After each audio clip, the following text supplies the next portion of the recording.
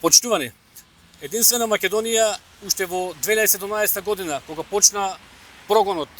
према неправедно осудените за 27 април, застана рамо до рамо и на страната на уставобранителите. Уште тогаш имавме комплетен законски текст за амнестија на уставобранителите, меѓутоа,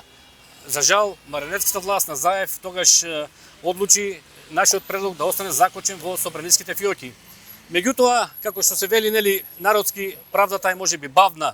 но достижна. Ние, на моje големо задоволство, да кажам денеска дека поднесуваме два вонредни правни лекови, бидејќи во изминатите неколку дена Комисијата на Единствена Македонија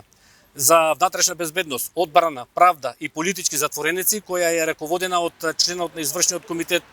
Вилијам Михајловски, кој, како што знаете, е осуден на 13 години затвор.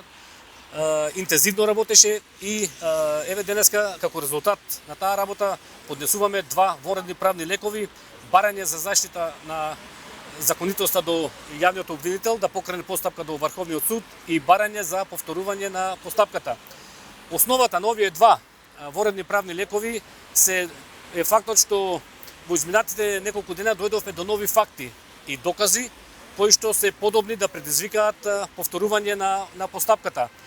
Конкретно се работи за тоа што имаме изјава од член на судскиот совет во тоа време кој што ги осуди уставобранителите дека е прескокнат еден битен стадиум во кривичната постапка, а тоа е стадиумот на советување и гласање. Според законот, откако ќе биде заклучена главната расправа од претседателот на судскиот совет, а во тоа време претседател на судскиот совет е Добрила Кацарска,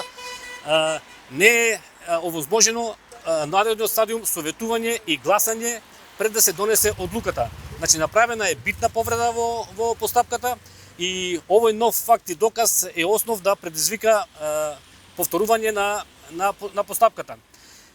Тука е многу битно да се каже дека доколку биде прифатено нашето барање ова за повторување на постапката, законот дава можност на новиот судски совет, кој што ќе одлучува по барањето, има законско властување да ја врати постапката на ниво на главна расправа. Значи да се отвори повторно главната расправа, а опште печатокот во јавноста дека доколку се отвори главната расправа, ќе се види целата ова политичко сценарио, ова местење на неправедно осудените за 27 април. Вториот правен лек е поднесовме предлог до јавниот обвинител на Република Македонија да подигне барање за заштита на законитост до Врховниот суд. Значи, кај првиот вонреден правен лек, барање за повторување на постапката, субјект е самиот осуден Вилијам Михајловски,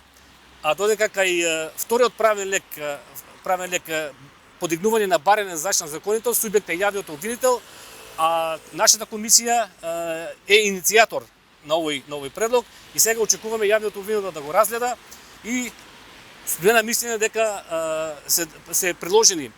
квалитетни факти и докази и од тука веруваме дека јавниот обвинител ќе подигне барање за заштита на законитост до Врховниот суд. Тука е уште побитно да кажам дека кај барањето за заштита на законитост поширок е основот за поднесување на овој вонреден правен лек, бидејќи покрај нови факти и докази повреден е и уставот во оваа смисла, бидејќи ние имаме и дојдовме до нови факти дека во тоа време Вилма Русковска по телефонски разговор и се јавувал Зоран Заев и да сугерира околу висината на изречената казна. Ова е доволен основ исто така за покренување на овој правен лек, бидејќи е повреден уставот и законот за судовите и законот за кривична постапка, бидејќи според сите овие прописи судовите и обвинителството се независни, непристрасни и судат единствено врз основа на уставот, законот и меѓународните договори ратификувани во согласно со уставот и од тука ваквите сугестии на Заев во тоа време по телефонски разговор значи недозволено постапување и прекршување на законските прописи. Веруваме за сега дека и основниот кривичен суд кој што е надлежен да постапува по барањето за повторување на постапката и републичкиот јавен обвинител кој што е надлежен да го подигне барањето за заштита на законитост ќе бидат на висината на задачата. Дотолку повеќе тука апелирам до јавниот обвинител кој слушаме е пред пензионирање и на крајот на својата работна и професионална кариера му шанса на крајот да направи нешто добро за Македонија, да го поднесе овој вонреден правен лек до Врховниот суд и да видиме една постапка од почеток во која што ќе се открие вистината. Тоа впрочем го бараат цело време и самите неправедно осудени за 27 април, тие бараат вистината да излезе на виделина, бидејќи опште впечатокот дека во тоа време се случи еден срамен пазар меѓу Кацарска и Заев, срамен пазар во смисла дека да се донесе осуда за уставопределителите во замена за висока судска функција која што доби Кацарска после донесувањето на срамната и неправедна пресуда. Затоа сега ќе почекаме судот да постапува, веруваме дека ќе го зема овој предмет како приоритет, бидејќи се работи за многу битен предмет кој што исто така до ден денеска предизвикува бројни контроверзи околу неговото местење, политичката сценарија и од тука веруваме дека во еден разумен рок сега судот ќе постапува по овој предмет, дотолку повеќе што сите ние се сеќаваме своевремено Кацарска секој ден закажуваше рочица по 12 сати ги држеше во судницата